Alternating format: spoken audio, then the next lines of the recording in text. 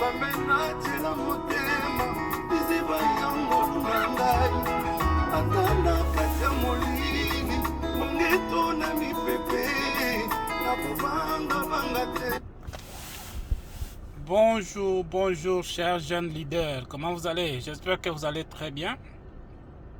Alors, en cette nouvelle année que nous commençons tous, 2022, je crois que vous tous, vous êtes dans ces groupes juste pour communier dans les différents projets que nous devons entreprendre tous comme jeunesse. Alors, nous invitons tout le monde à se ranger derrière l'organisation comme un seul homme pour que nous puissions travailler en équipe. Alors, vous allez comprendre que selon les statistiques approximatives, 65% de la population congolaise est constituée de la jeunesse. Mais aussi, c'est cette jeunesse qui se plaint jour et nuit de la situation d'emploi, de la situation de tout ce qu'ils font. Alors, ou ce qu'ils ne font pas. On regarde toujours vers les autorités du pays qui ne font pas ce que les jeunes attendent d'eux. Alors, je crois que l'idéologie ou l'objectif de ces groupes, c'était pour que nous puissions voir dans quel espace, dans quelle mesure ou dans quel domaine les jeunes peuvent se prendre aussi en charge. La jeunesse doit commencer à se prendre en charge. C'est très important. Alors, quand on parle de ce pourcentage de 65%, et nous voyons les jeunes à partir déjà de 16 ans jusqu'à 30-35 ans. Et quand on voit cette fourchette de gens, vous ne devez pas vous plaindre ou vous ne devez pas attendre toujours que l'État fasse quelque chose pour vous. C'est ce que nous disons toujours que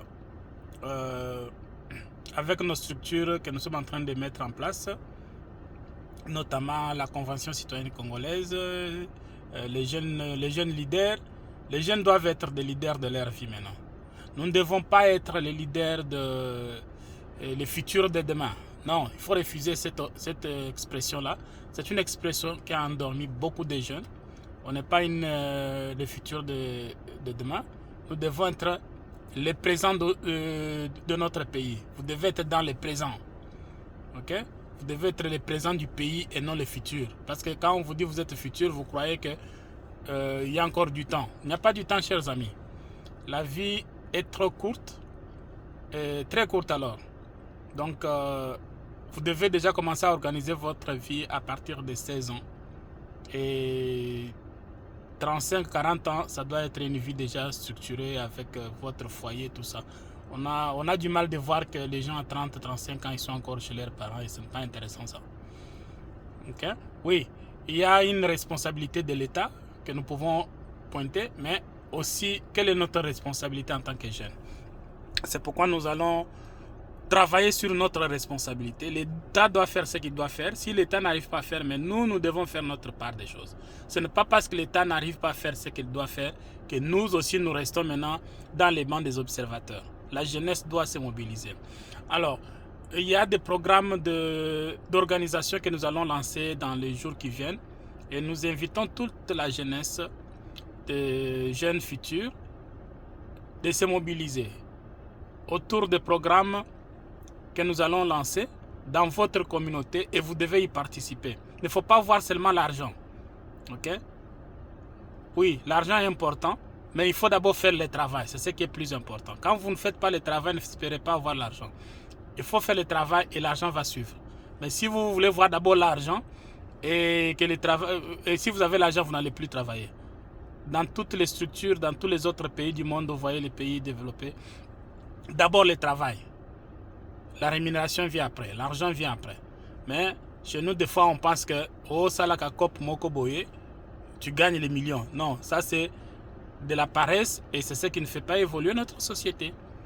Donc, nous sommes en train d'inviter notre jeunesse à se prendre en charge autour de nos structures comme les jeunes futurs pour que nous puissions mettre en place des projets de développement communautaire à la base pour que les jeunes futurs soient réellement les jeunes leaders Et pour devenir leader, il faut travailler. Il ne faut pas attendre que quelqu'un va vous mettre dans un bureau de travail pour aller. Nous devons être créatifs. La jeunesse doit être créative. Moi, j'aimerais que les jeunes m'appellent, que vous puissiez m'appeler pour me dire non, j'ai une idée de faire telle chose. Il y a une opportunité dans notre quartier ici, dans notre province, dans notre ville. Il y a une opportunité pareille. Comment est-ce qu'on peut travailler? Là, je suis avec vous, je peux travailler avec vous. Mais si vous êtes là en train d'attendre qu'on va vous appeler pour venir déposer les CV, tout ça, oui, ça c'est le mode traditionnel, mais nous devons avoir une créativité en tant que jeunes. Ce sont les jeunes qui créent des choses. Tous les services que vous voyez qui existent dans le monde entier, ce sont les jeunes qui ont créé. On ne crée pas ça parce que l'État vous a donné l'argent ou vous a donné le travail. Ok? Donc, c'est un message de rappel et de mobilisation à tous les jeunes, de se dire comment je peux être utile à ma communauté. Posez-vous cette question, comment vous pouvez être utile à votre communauté? Et si vous définissez cela, vous répondez à cette question et invitez-nous maintenant. Nous allons réfléchir autour de votre idée et nous allons travailler ensemble. Ok? Donc, on va continuer à échanger un peu dans ce sens ici pour voir comment est-ce que nous allons mettre tous les programmes ensemble et travailler dans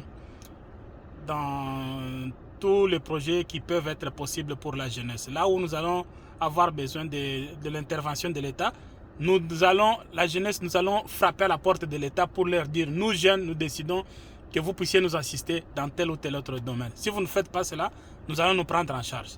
Et je vous dis que ces gens-là vont bouger.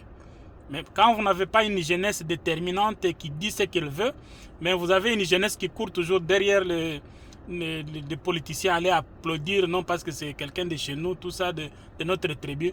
Et c'est comme ça que nous sommes marginalisés. Ok?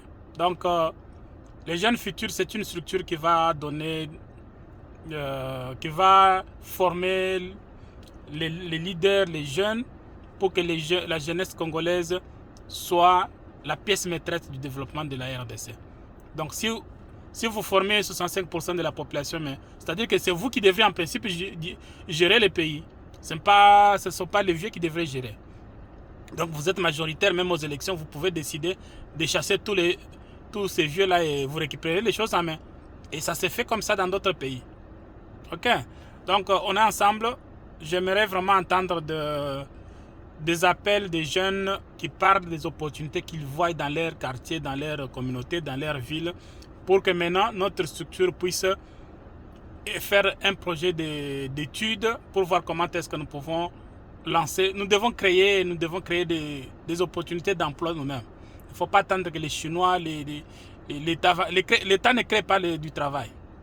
Okay? L'État ne crée pas le travail. Le travail doit être créé par les privés. Les privés, c'est vous et moi. Ok, voilà.